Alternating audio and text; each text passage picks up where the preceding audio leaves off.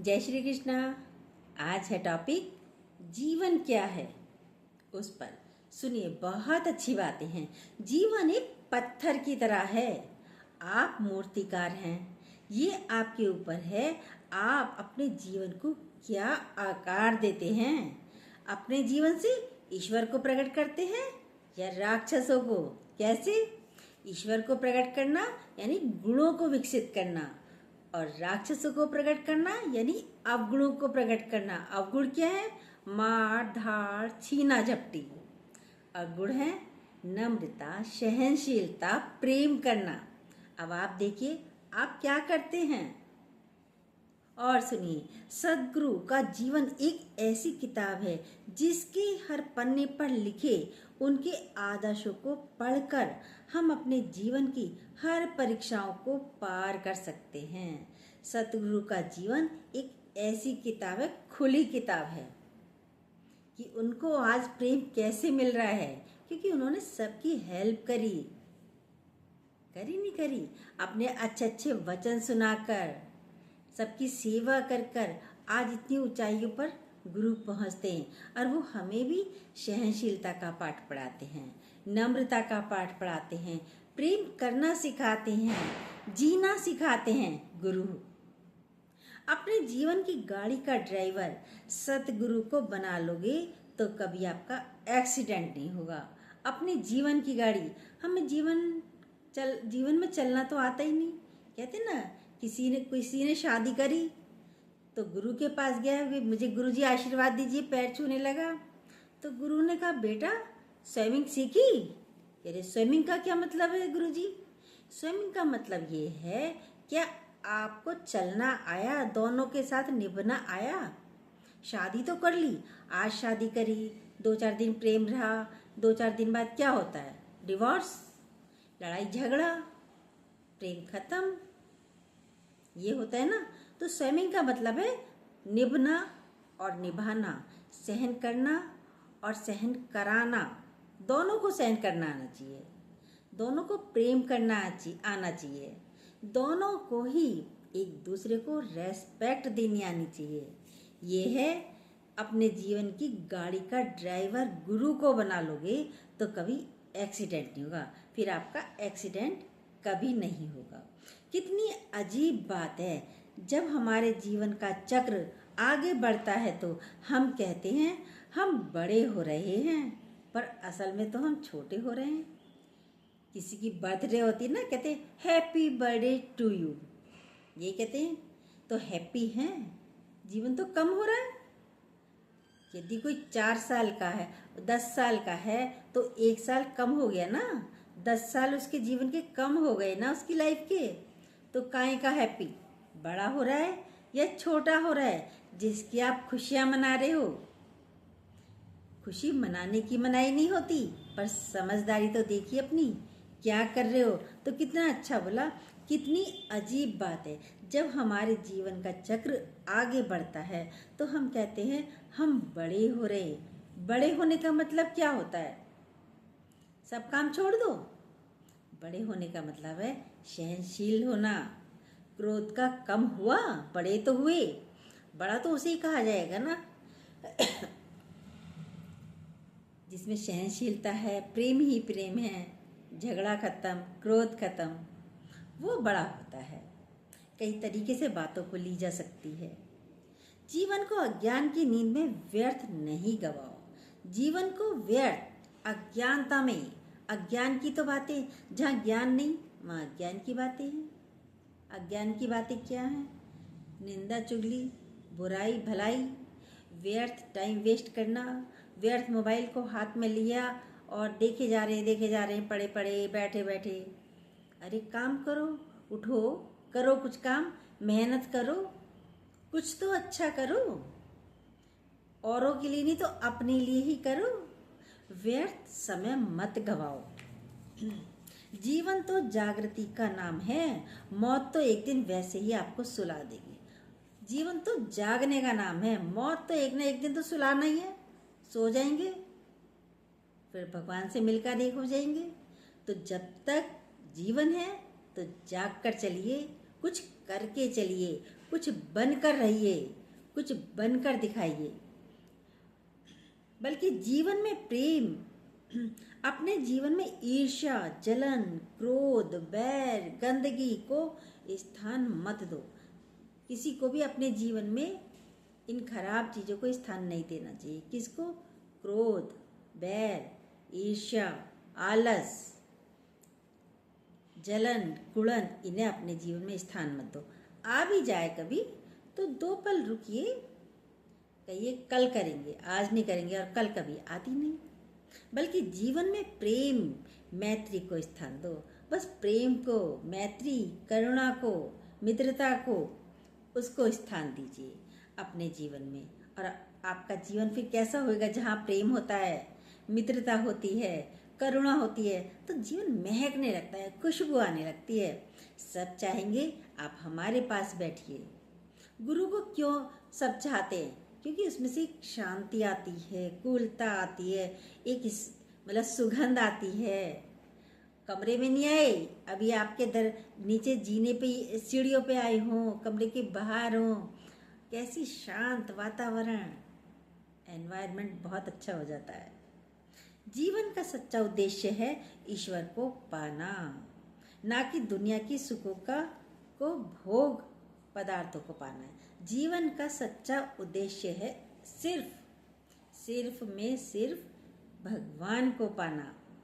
अब आप देखिए कहाँ दौड़ रहे हो, क्या पा रहे हो?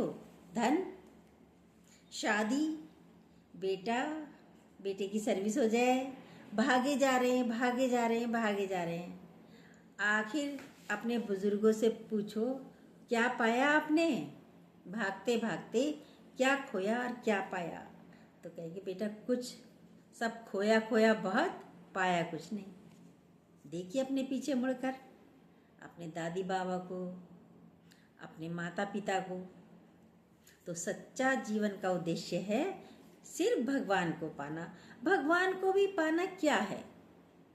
भगवान तो आपके अंदर है, बाहर तो सब में बैठा ही है। जब आपके अंदर है तो सब में भगवान है। समझना है, दौड़ खत्म करनी है अपने जीवन की। जीवन एक शतरंज का खेल है। जीवन एक शतरंज की खेल की तरह है, जो आपके और भगवान के बीच खेला जा रहा है। आपकी हर चाल के बाद भगवान चाल चलता है। आपकी चाल कर्म कहलाती है और भगवान की चाल कर्म का फल कहलाती है। कितनी अच्छी बात है। जीवन एक शतरंज का खेल है, जो आपके और भगवान के बीच खेला जा रहा है। आप कैसे कर्म कर रहे हो देखिए। अच्छे कर्म कर रहे हो तो अच्छा फल मिलेगा। तूने बोया था क्या प्राणी, तेरी आत्मा ही जाने, परमात्मा ही जाने। बोया, बोला। अब हम कहते ना, उसने मुझे वो बोल दिया। बोला यानी जो बोया वो तुमको मिलता है। बोला, जीवन में जो भी हमें मिल रहा है, अच्छा या बुरा, जो हमने बोया था वो हमें मिल रहा है। जो हम बोल रहे हैं, बोलो, शब्द जो बोल रहे हो वो आपको वापस मिल रहे हैं। बो, पहले बो फिर लो। समझ रहे हैं आप हमारी बातें? तो कितना अच्छा बोला। आपकी चाल कर्म कहलाती है और परमात्मा की चाल कर्म का फल। तो अपने कर्मों को देखिए ना, अच्छा कर रहे हैं या बुरा, तो अच्छा कर्म कीजिए। रक्षा बंधन, कितना अच्छा गुरुजी ने इसका अर्थ बताया है। रक्षा बंधन, रा से राम में आओ, रा से राम में आओ, शा से सबको क्षमा कर दो, वा से बंधन कट जाएंगे। जब राम में आएंगे, क्षमा कर देंगे तो सारे बंधन कट जाएंगे। धा से दोष घटते जाएंगे, दोष हमारे सब घटते चले जाएंगे। और ना से नीर की तरह बहने लगोगे, यानी पानी की तरह आप बहने लगोगे। ताश के पत्ते कभी अच्छे आते हैं और कभी खराब भी, फिर भी वो जीत जाता है। खराब पत्तों में भी बाजी जीत जाए। ज्ञानी भी खराब परिस्थितियों में शांति में निकल जाए। कितनी अच्छी बात है ये। ताश के पत्ते, जब हम ताश खेलते थे तो कभी अच्छे पत्ते आते कभी बुरे। बुरों को देख के ये लगता है अब तो हम जीतने की नहीं है भाई, ये सामने वाला जीत जाएगा। लेकिन ज्ञानी कौन होता है? जो खराब पत्ते क्या हैं? खराब हमारी परिस्थितियां, खराब समय, प्रतिकूल समय, उसमें से हम शांतिपूर्वक निकल जाएं, उस परिस्थिति से हम निकल जाएं, या उस समय हम शांत होकर बैठ जाएं, तो चली जाएंगी परिस्थितियां। रात आई है, कल को दिन निकल आएगा। सूरज ढल गया है, कल को फिर उग जाएगा। ये हैं परिस्थितियां। आज आई हैं, चली जाएंगी। आज आंधी आई है, थोड़ी देर में शांत हो जाएगी। यही हमारी परिस्थितियां हैं। यही हमारे ताश के पत्ते हैं, जो कभी खराब आते हैं और कभी अच्छे। परिस्थितियां कभी खराब आती हैं और कभी अच्छी। तो घबराओ मत, जो आई है चली जाएगी। तो कितना अच्छा बोला। जीवन में अच्छा और बुरी दोनों परिस्थितियां आ सकती हैं। जीवन में अच्छी और बुरी दोनों परिस्थितियां आ सकती हैं। अगर आप भी अच्छे खिलाड़ी हैं तो जीत आपकी निश्चित है। जीवन में तो अच्छी और बुरी दोनों ही आती हैं, सुख और दुख दोनों आते हैं, रात और दिन दोनों आते हैं। रात दिन से तो नहीं हम परेशान होते, पता है भाई, रात हुई तो दिन तो आएगी। तो परिस्थिति भी आज अच्छी है तो कल बुरी आ जाएगी, कल बुरी है तो कल उसके बाद अच्छी भी आएगी। ये तो प्रकृति है, परिवर्तन होता ही रहता है और होता ही रहेगा। ज्ञानी के जीवन में भी आती है, बस ज्ञानी शांति से बैठता है, वो हलचल नहीं करता, परेशान नहीं होता। आई है चली जाएंगी, मैं भुगतने वाला भी नहीं। जिसके ऊपर आई वो जाने, वो चिंता भी नहीं करता। जिसके ऊपर मतलब भगवान अपने आप जाने, हम क्यों परेशान हो। ऐसे रहना चाहिए। जीवन में अच्छा या बुरी दोनों परिस्थितियां आ सकती हैं। अगर आप अच्छे खिलाड़ी हैं तो बड़ी आसानी से निकल जाते हैं उन परिस्थितियों से जीत कर। हम जीवन में एक ही चीज चाहते हैं, सुख और आनंद। हर व्यक्ति जीवन में सुख और आनंद चाहता है, जबकि भगवान ने दुख तो बनाया ही नहीं। भगवान ने दुख बनाया है? नहीं बनाया। जबकि भगवान की दी हुई सौगात को मनुष्य बदलना चाहता है, इसलिए दुखी है। कितनी अच्छी बात बताते हैं गुरुजी। जीवन में हर व्यक्ति सुख और आनंद चाहता है। भाई हर एक चाहता है, तो भगवान कहता है दुख तो मैंने दिया ही नहीं, तो दुख कहाँ से आ गया जीवन में, ये बताओ। आपके विचारों से, आपकी इच्छाओं से, आपकी ज्यादा चाहनाओं से, कामनाओं से दुख आता है। आप खुद भी दुखी होते हो और सामने वाले को भी दुखी करते हो, क्योंकि आपकी इच्छाएं हैं। जो दिया है उसमें तृप्ति नहीं आती तो आप दुखी हो जाते हो। किसी ने कोई कार्य नहीं किया, उससे आप दुखी हो जाते हो, मुझे करना पड़ रहा है। सोचिए कैसे दुख आया। और भगवान ने जो परिस्थिति दी उसको आप बदलना चाहते हो, बदल सकते हैं? नहीं। जो भगवान ने दिया है वो हमारे अच्छे के लिए है, वो हमारे अच्छे के लिए है, तो स्वीकार करो। हर परिस्थिति को स्वीकार करना सीखिए, तो सुखी सुख है, आनंद ही आनंद है। दुख तो भगवान देता ही नहीं, तो आप क्यों दुख बना रहे हो? आप क्यों दुखी होते हो? काला धन वो धन जो व्यक्ति सरकार से छुपाता है, स्वार्थ के लिए उसको वो पाता है। स्वार्थ के लिए मतलब ईश्वर को पा लिया। काला धन वो धन जो व्यक्ति सरकार से छुपाता है। काला धन किसे कहते हैं? जो सरकार से छुपाता है। लेकिन काला धन कमाया कैसे? बेईमानी करके। काला धन तो आप बेईमानी करके ही कमा सकते हो। ईमानदारी से तो इंसान दाल रोटी खा सकता है।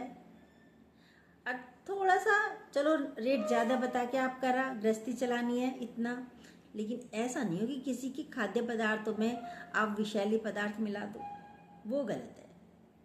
तो बोला काला धन वो धन जो व्यक्ति सरकार से छिपाता है, अपने स्वार्थ के लिए छिपाता है, अपने लालच के लिए करता है ये सारे काम।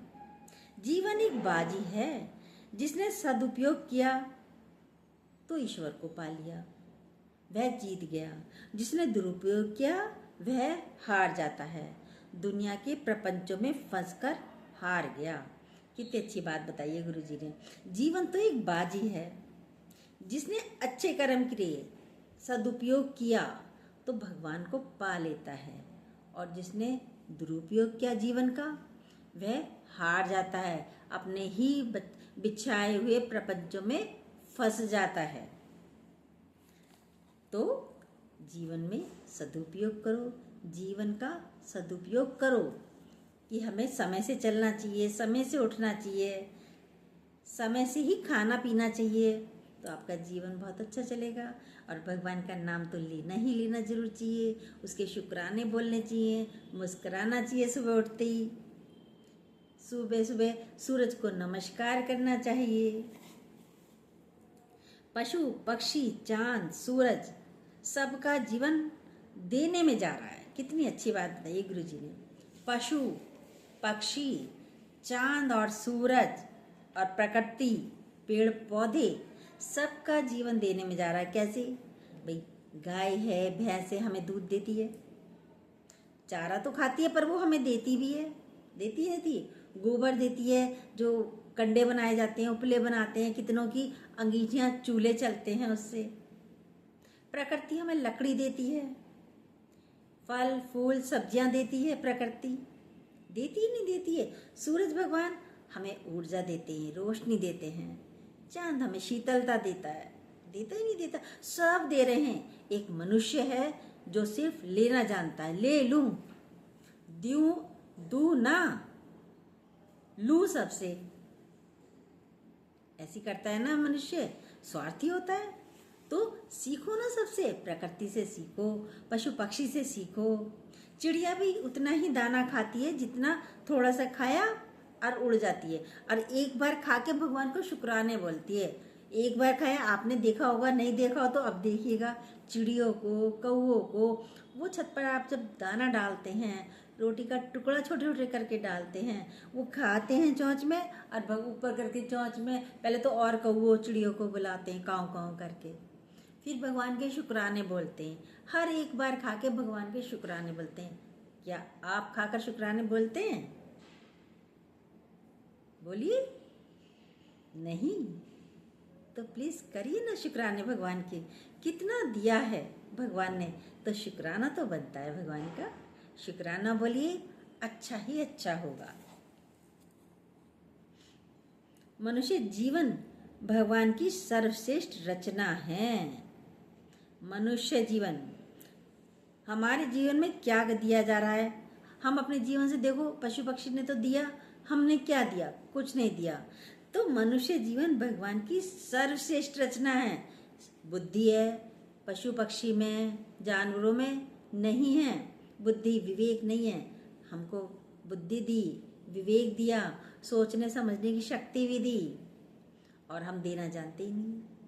तो हम सबसे अच्छी रचना है भगवान की, तो सबसे अच्छे कर्म तो करो, तभी तो भगवान को भी इतराएगा भगवान भी, अरे मैंने बहुत अच्छा बनाया है, क्या हूबहू अपने जैसा बनाया है। भगवान ने हमें अपने जैसा बनाया है, पर कर्म हमारे कौन से हैं? देखिए, हमारे जीवन में कई घटना घटती हैं, पर हमारे जीवन की महत्वपूर्ण घटना है जब हमारा जीवन सतगुरु से जुड़ जाता है, जिससे हमारा दोष घटने लगता है। कितना अच्छा बताया है। हमारे जीवन में कई घटना घटती हैं, लेकिन सबसे अच्छी घटना वो होती है जिस दिन हमारे जीवन में गुरु आता है। तो हमारे दोष, हमारी कालिक सब घटनी शुरू हो जाती है। धीरे धीरे हम निर्मल होने लगते हैं, साफ होने लगते हैं। गुरु रोज सत्संग की बातें सुना सुनाकर हमारा अंतःकरण उज्जवल बनाता है, निर्मल बनाता है, साफ करता है। बदलाव जीवन की सत्यता है। समय के साथ साथ रूप का बदलना निश्चित है।